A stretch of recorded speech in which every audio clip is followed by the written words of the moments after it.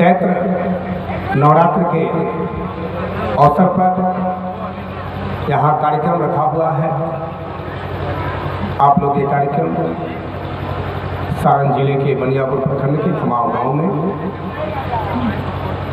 आयोजित किए हैं। सभी आयोजनकर्ता बंधुओं को कोटि कोटि धन्यवाद, इसलिए कि अनेकानेक आयोजन तो सब लोग करते हैं, लेकिन सत्संग का आयोजन कोई कोई करते हैं और सत्संग से ही सत्य परमात्मा का बोध होता है। हम लोग अनावश्यक नाना प्रकार के कार्यक्रम इत्यादि करके करवा के धन की बर्बादी करते हैं, जिससे आत्मा का बोध नहीं होता है। तो कोई भी धन खर्च आप करें कहीं भी तो सोच समझ के उसका सदुपयोग हो। इसलिए जब भी कोई ऐसा धार्मिक आयोजन करने का विचार बने तो मैं बार बार सबसे कहता हूँ कि सत्संग का आयोजन कीजिए और उसमें सत्य तत्वज्ञानी संतों को बुलाइए, प्रवचनकर्ता को मत बुलाइए। प्रवचनकर्ता आएगा वो दूसरे की बात दूसरे को सुनाएगा। आत्मज्ञानी संतों का समागम होना चाहिए जो ब्रह्मज्ञान की चर्चा करें। सुनो रे सत्य के बंजारे, एक बात कहूँ समझाई, एक बात कहूँ समझाई।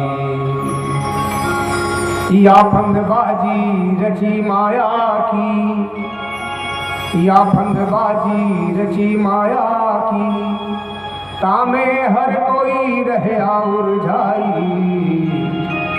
एक बात कहूँ समझाई, एक बात कहूँ समझाई।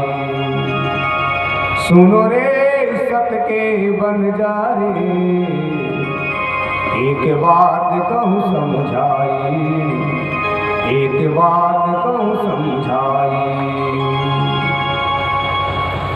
मैं कौन हूँ, मैं कहाँ से आया, मुझे जाना कहाँ है, मेरा वतन कहाँ है, मेरा धाम कहाँ है। सुरता एके राखिए मूल मिलावे माही, श्याम समाजी साथ जी भोम तले बैठे हैं जाही। जिस मूल मिलावा परम धाम में अपने आत्मा के स्वामी सच्चिदानंद अक्षरातीत पुरुषोत्तम श्री कृष्णचंद्र अपनी आराधनी शक्ति श्यामा जी के साथ हम सभी 12,000 आत्माओं को लेकर विराजित हैं और जहाँ से हम सब की सुरता निकल के इस मायावी जगत में झूठा खेल देखने के लिए आ गई है। पुनः अपने उस स्वरूप में लौटना ही मुक्ति कहा गया है। अपने स्वरूप को प्राप्त कर लेना ही मुक्ति है। जो अपने स्वरूप को नहीं प्राप्त किया, जो मैं हूँ, इस स्वरूप को छोड़ के मैं यहाँ आया हूँ झूठा खेल देखने, अपने स्वरूप को जब तक नहीं प्राप्त कर पाओगे तब तक आप बंधन में हैं। चाहे उसके लिए आप लोकालोक नाना प्रकार के स्वर्ग वैकुंठ इत्यादि में भटकते रहो जन्मों जन्मों तक, लेकिन जब तक अपने आत्मा का स्वरूप, अपना निज घर परमधाम को नहीं प्राप्त करोगे और अपने आत्मा के स्वरूप को प्राप्त नहीं करोगे तब तक आप बंधन में हैं। आत्मा के स्वामी सच्चिदानंद भगवान अक्षरातीत पुरुषोत्तम श्री कृष्णचंद्र, जो हम सभी ब्रह्म प्रियाओं के ब्रह्मतमाओं के स्वामी हैं, उन प्रियतम को छोड़ के हम सब यहाँ पर भवसागर में गोते लगा रही हैं और गली गली द्वारे द्वारे नगर नगर ढूंढ रहे हैं, लेकिन अपने प्रियतम से मुलाकात नहीं हो रही है।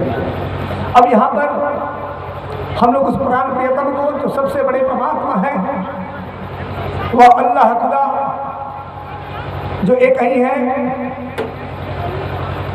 जो सबसे सर्वोपरि है, इसे अक्षरातीत पुरुषोत्तम श्री कृष्ण कहा गया, जिसे गायत्री मंत्र के द्वारा भी उसी परमात्मा की आराधना की जाती है। देखिए कैसे, ओम भूर्भुवः स्वः तत्सवितुर्वरेण्यं भर्गो देवस्य धीमहि धियो यो नः प्रचोदयात्। सुते उत्पादयति सर्वदा अखण्डलीला, असौ सविता यद्वासुदे उत्पादयति नेत्रप्रान्तलीलया। कोटिशो अन्नानि असौ सविता अक्षरस्तस्य देवोऽक्षरातीतस्य देवोऽक्षरातीतस्य। हमने सायणाचार्य के हास्य का भी सहयोग लिया इस मंत्र में। ये मंत्र कहता है ओम भूर्भुवः स्वः, कि जिस ओम से ये त्रिलोकी उत्पन्न हुआ, ये ब्रह्मांड उत्पन्न हुआ, तो ये मृतलोक, भूवर्लोक, अंतरिक्ष लोक, स्वर्गलोक, और इसको और अध्यात्म की गहराई में जाए तो ये पूरा संसार ही मृत्युलोक है, पूरा ब्रह्मांड ही मृत्युलोक है, क्योंकि एक दिन नष्ट होने वाला है। 14 लोक, अष्टावरण, ओंकार, गायत्री, प्रकृति, पुरुष सब नष्ट होने वाले हैं, क्योंकि ये सब पैदा हुए हैं। जहाँ से पैदा हुए अंत समय में उसी में समाएंगे। तो ये सब एक तरह से भूलोक है, मृत्युलोक है। चाहे किसी भी लोक में चले जाओ, देवता बन जाओ, देवी बन जाओ, इस लोक में जाओ, उस लोक में जाओ, अब चाहे नीचे के लोकों में जाओ, पाताल में जाओ, फिर भूलोक और फिर स्वर्ग यानी परमात्मा का धाम। और यहाँ भौतिक दृष्टि से भूलोक हम लोग जहाँ हैं, मृत्युलोक इसको कहते हैं, भूवर्लोक अंतरिक्ष लोक को कहते हैं, और स्वर्गलोक जहाँ देवता लोग वास करते हैं। तो कहते हैं, अब दोनों का अर्थ हम समझाते हैं। माता गायत्री कहती है कि सर्वदा अखंड लीला करने वाले, अविनाशी लीला करने वाले जो अक्षर ब्रह्म हैं, जिनके नेत्र संचालन मात्र से पलक झपकते ही करोड़ों ब्रह्मांड बन के बिगड़ जाते हैं, उनके भी देव यानी अक्षर ब्रह्म और उनसे परे पर ब्रह्म अक्षरातीत परमात्मा, उस अक्षर ब्रह्म के भी जो देव है पर ब्रह्म परमात्मा, हम उनको मंत्र ध्यान करते हैं। माता कहती है वे हमारे अंतःकरण में प्रवेश करें, हमारे मन विक्षेपों का नाश करें, जो तीनों लोगों का स्वामी है, जो सबका भरण पोषण करते हैं। तत्सवितुर्वरेण्यम, इसमें तत् शब्द जो आया है उस परमात्मा के लिए आया है, इस सच्चिदानंद ब्रह्म के लिए आया है, तत्सवितुर्वरेण्यम। और उस परमात्मा को हम मंत्र ध्यान करते हैं, उनको वर्ण करती हैं, वरेण्यम वर्ण करना, उनको वर्ण करती हैं तो हमारी आत्मा के स्वामी हैं। तो माता की बात माननी चाहिए। जो माता की बात बालक नहीं मानते उनको क्या कहा जाता है कि मूर्ख, माँ बाप की बात नहीं मानता।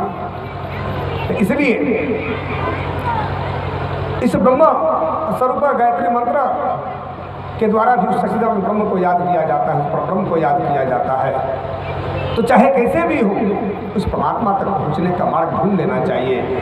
लेकिन सरल और सुगम मार्ग है तारतम्य जनादि सच्चिदानंद लक्षण कि तारतम्य ज्ञान, जिसमें न्यून से न्यून और श्रेष्ठ श्रेष्ठ ज्ञान है, वो तारतम्य विद्या, सूक्ष्म वेद, पंचम वेद, ऋग्वेद, यजुर्वेद, सामवेद, अथर्ववेद, ये 4 वेद भौतिक जगत में आते हैं। लेकिन 5वां ब्रह्मवाणी, सूक्ष्म वेद, तारतम्यवाणी, ये ब्रह्मात्माओं के साथ ही अवतरित हुआ है 16वीं सदी में, जब देवचंद्र जी महाराज का अवतार हुआ।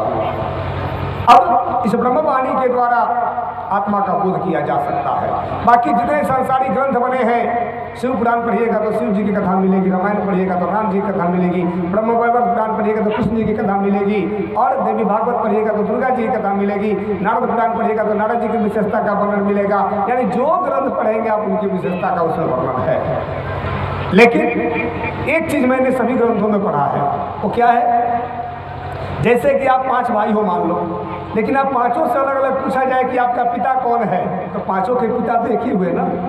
उसी तरह सभी ग्रंथों में जो सृष्टि वर्णन का अध्याय रहता है उसको जरूर पढ़िए, उसमें मिलेगा सारी सृष्टि अविनाशी अक्षर ब्रह्म से उत्पन्न हुआ है, अविनाशी अक्षर ब्रह्म से उत्पन्न हुआ है। और उस ब्रह्म से भी परे पर ब्रह्म उत्तम पुरुष परमात्मा है सच्चिदानंद, जिनकी पूजा करनी चाहिए, आराधना करनी, जो आत्मा के स्वामी हैं। अब वे परब्रह्म अक्षरातीत के 16वें अंश अक्षर ब्रह्म कहे जाते हैं।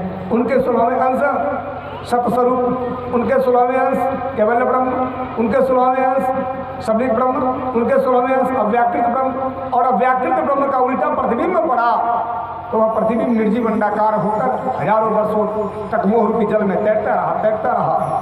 फिर काल कर्म स्वभाव को स्वीकार करने वाले अविनाशी ब्रह्म ने उस निर्जीव अंडे में प्रवेश किया, इच्छा किया। गीता में कहते हैं 9वें अध्याय में कि मैंने संकल्प किया, तो उसमें जीव पड़ गया उस निर्जीव अंडे में, वो अंडा सजीव हो गया अब, और समयानुसार वो अंडा फूटा, जिसको आज का आधुनिक विज्ञान कहता है कि सृष्टि सृजन के समय एक जोरदार धमाका हुआ, बिग बैंग, और सृष्टि का सृजन हुआ, सृष्टि की उत्पत्ति हुई। और हमारा भागवत महापुराण और भी सारे ग्रंथ यही कहते हैं कि वो अंडा जो फूटा तो सृष्टि का प्रथम जीव उत्पन्न हुआ, नर से उत्पन्न नार मोह रूपी जल में घर बनाया, तब उसका नाम नारायण हुआ। अब भगवान की प्रेरणा से उसने कहा एक हम बहुत श्याम एक हूँ अनेक हो जाऊं, तो असंख्य से साई नारायण असंख्य ब्रह्मांड उत्पन्न हो गए। और असंख्य ब्रह्मांड उत्पन्न होते और सभी ब्रह्मांडों में अलग अलग ब्रह्मा विष्णु महेश आदि सभी लोक परलोक इत्यादि सब प्रकट हो गए आदि नारायण की इच्छा से, परमात्मा की प्रेरणा से। और उसी में से एक ब्रह्मांड हम लोग का है जिसमें हम लोग रहते हैं। इसका नाम है इस ब्रह्मांड का हिरण्यगर्भ ब्रह्मांड, क्योंकि स्वर्ण अन्न से इसकी उत्पत्ति हुई है, इसलिए इसका नाम है हिरण्यगर्भ ब्रह्मांड, जिसमें हम लोग रहते हैं। और हिरण्यगर्भ ब्रह्मांड के 14 लोक में बंदे में मृतलोक है पृथ्वी लोक, जहाँ हम लोग अभी स्थित हैं। तो सज्जनों, अब अक्षरातीत परमात्मा के सबसे छोटे स्वरूप यानी सबसे अंतिम स्वरूप गोलोक धाम में भगवान श्री कृष्ण हैं। आज चैत्र नवरात्र के अवसर पर हम आपको उन्हीं से संबंधित वार्ता सुनाएंगे, कथा सुनाएंगे कि राजा सुरथ और वैश्य को भगवती आदिशक्ति ने दर्शन दिया था, भगवती दुर्गा ने दर्शन दिया था। दुर्गा सप्तशती जो लोग पढ़ते हैं वो राजा सुरथ और वैश्य की कथा पढ़े होंगे। उसमें जो कथा है दुर्गा सप्तशती में संक्षेप में है। आज मैं विस्तार से आपको कथा सुनाने जा रहा हूँ, आप लोग खूब प्रेम से श्रवण कीजिए। बोलिए श्री कृष्ण कन्हैया लाल की।